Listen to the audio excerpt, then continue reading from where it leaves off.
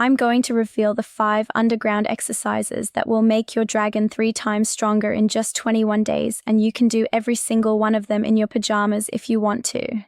We're going to start with the exercise that targets your core power center, then move to the movement that builds explosive leg strength, followed by the ancient technique for upper body dominance, then the secret weapon for full body coordination, and finally, the game changer that ties everything together into one unstoppable force. Stick around because exercise number 4 is going to completely change how you think about building real functional strength. Imagine you're in your 60s or 70s, maybe sitting with your wife of decades over coffee. It's a quiet Sunday morning.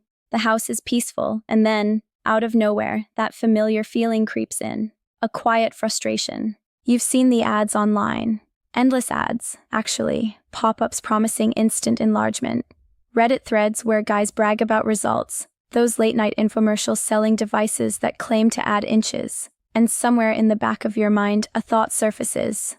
Would things feel better if I were just a little bigger down there? It's a thought that hits a lot of men our age. Maybe it hit you last week. Maybe it's hitting you right now.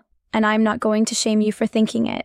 This isn't about judgment. It's about ego, yeah. But it's also about something deeper. It's about wanting to please the person you love most. It's about confidence. It's about feeling like you're still got it. Still matter. Still have something to offer. That's real. Those feelings are legitimate. But here's what I want to talk about today. What if most of what you've heard about size is more myth than truth?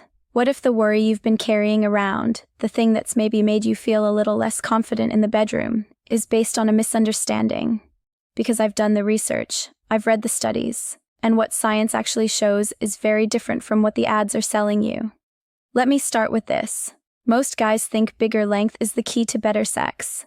Bigger equals better, right? That's what the culture tells us. That's what the ads promise. But here's the shocking part, and this is backed by actual studies where women themselves have shared what they really think. The vast majority of women are genuinely satisfied with their partner's size, whatever it is. In one major survey of over 1,000 women, more than 85% said they were happy and satisfied with what their man had. Not okay with it. Not making do. Happy. And when researchers asked women what actually matters in the bedroom, what creates real satisfaction, real pleasure, real connection, length wasn't at the top of the list. Not even close. You know what was? Girth. Thickness. That's what women consistently said made a difference. A thicker penis creates more sensation, more fullness, more contact with the areas that matter most. Women often say a thicker but shorter penis feels better, more satisfying than a longer but skinnier one. Length? It ranks way lower for most women. Way lower. This is important. This is the thing most men don't know. Okay, so let's talk about what average actually is. Because I think a lot of men have a distorted picture of what normal looks like. What the data actually says when researchers have carefully measured erect penis size, not asking guys to self-report because we all know men exaggerate. The numbers are clear. Average erect length 5.1 to 5.5 inches. Average girth about 4.6 inches. These numbers come from multiple large-scale studies, careful measurements, peer-reviewed research, not from guys guessing in an online survey, from actual science. Most men fall right in that normal range. Most men are average, and average isn't small. Average is average. It's what most men have. The confidence trap. But here's what happens. A guy looks in the mirror and thinks, mine's too small. Maybe he compared himself to porn, which, let me tell you, doesn't represent real life. Porn actors are selected specifically because they're outside the norm. It's like watching the NBA and thinking everyone should be 6'8". Or maybe he heard a locker room comment years ago. Or he read something online. Or his own insecurity just told him he wasn't enough. And that worry, that nagging doubt, it eats at your confidence. It makes intimacy feel pressured. You're not fully present with your partner because part of your brain is worried about whether you measure up. You're performing instead of connecting. And that, right there, is the real problem. Not your size. Your confidence about your size. I had a friend named David. We're both in our 60s. Smart guy, successful, married 35 years. But he admitted to me one day that he'd always felt self-conscious about his size. Never said anything to his wife, just carried the worry. And you know what? It affected how he showed up in the bedroom. He was less present, less confident, less himself. When he finally talked to his doctor about it, just being honest, the doc said something that stuck with him. You're normal, you're healthy, and your wife loves you. The only person with a size problem here is you, and it's in your head. That conversation changed things for David, not because anything physical changed, but because the mental burden lifted. I want to pause here and acknowledge something. Size anxiety is real. It's not something you should shame yourself for. It affects a lot of men. Studies show that many men worry about their size, and that worry affects their sexual confidence and satisfaction. This isn't about you being insecure or weak. This is about being a human being in a culture that's constantly selling you the idea that you're not enough, that you need to be bigger, faster, stronger, younger, that there's always something missing. That messaging is relentless, and it works. It makes us feel insecure, even when there's nothing wrong. So I'm not here to tell you that you're stupid for worrying. I'm here to tell you that the worry is based on a misunderstanding. And when you understand the truth, the worry often goes away. Now let's talk about penis stretching, manual exercises, jelqing, devices that promise to add inches. This is where a lot of men go when they start feeling worried about size. The promise sounds so tempting. Pull and stretch. Do these exercises at home. Gain length or thickness naturally. No surgery, no pills, just your own hands and dedication. Some guys swear by it. You'll find testimonials online claiming it works wonders, backed by studies, with before and after photos. But let's look honestly at what the actual science says, not the testimonials, not the guys selling the devices. What does real, high-quality research actually show? What the real studies say, high-quality reviews and evidence from credible sources, Mayo Clinic, WebMD, Medical News Today, urology journals, show something very different from what the hype promises. The findings are consistent. There is little to no strong evidence that manual stretching exercises or jelqing permanently increase size for healthy men. That's the honest answer. Now, some studies show small results, maybe half an inch at best, but that's after months of dedicated use. The results are often temporary. They go away when you stop, and the studies showing these results tend to be small or low quality. It's like a diet pill that claims to help you lose 20 pounds. Maybe some people lose 2 pounds, and maybe it took them 6 months, and maybe they gained it back after they stopped. That's not really a success story, even if technically something happened. Devices, extenders and pumps. What about mechanical devices, penis extenders that you wear for hours? Pumps that create negative pressure. These get marketed aggressively with claims of permanent gains. The science on these is also weak. They might help with length in specific medical cases. If a guy has Peyronie's disease, which causes painful curvature and dysfunction, an extender can sometimes help. If a man has had prostate surgery and is dealing with shortening from that, a device might help with recovery. But for cosmetic enlargement in a healthy guy, the evidence is inconsistent and limited. Real gains, if they happen, are small, and they're not permanent. Here's the part they don't talk about in the ads. You can hurt yourself doing this. Real documented injuries from jelqing and stretching include bruising and tissue damage, pain that lasts weeks, scar tissue formation that actually makes things worse, development of something that looks like Peyronie's disease, curvature and dysfunction from the tissue damage you created.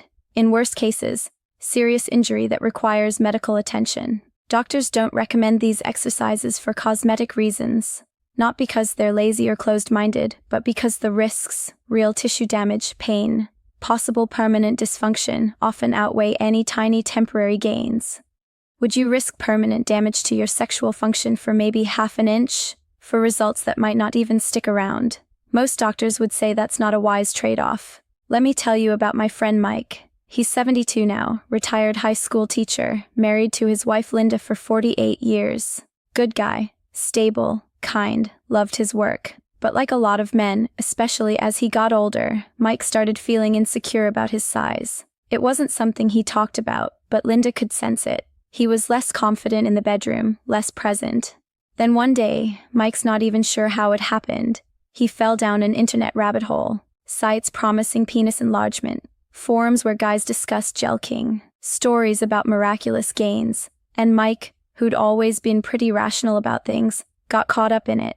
He decided to try jelqing, started doing the exercises several times a week, following the online instructions. For weeks, he did this.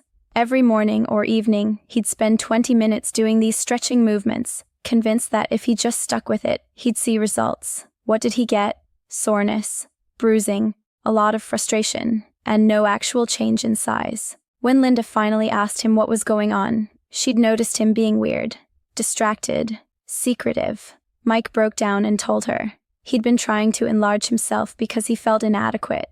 Linda's response. She was upset, but not for the reason Mike expected. She was upset that he felt so insecure about something she'd never complained about. She was upset that he'd been carrying this burden alone, doing something that was hurting him, all because of an internal story he'd created about not being enough. That conversation led Mike to talk to his doctor, and his doctor said something important. Mike, you're healthy. You're normal. And your wife loves you. The only size problem here is the one in your head, and we can address that, not by stretching, but by understanding what actually matters. His doctor recommended something different, not exercises or devices, better blood flow overall through cardiovascular exercise, open conversation with Linda about what they both wanted and needed, spending time building intimacy beyond just sex, touching, talking, being present. And here's the thing, those things actually worked, because they addressed the real problem, which wasn't his size, it was his confidence and his connection with Linda. Mike started exercising more, not for size, just for health. Better cardiovascular fitness means better blood flow, which actually does improve sexual function across the board. He and Linda started talking openly about intimacy, which reduced pressure and increased connection. They focused on foreplay and communication instead of performance. Within a few weeks, Mike felt different, more confident, more present, more like himself. And Linda, she said his confidence alone was sexier than any physical change could have been.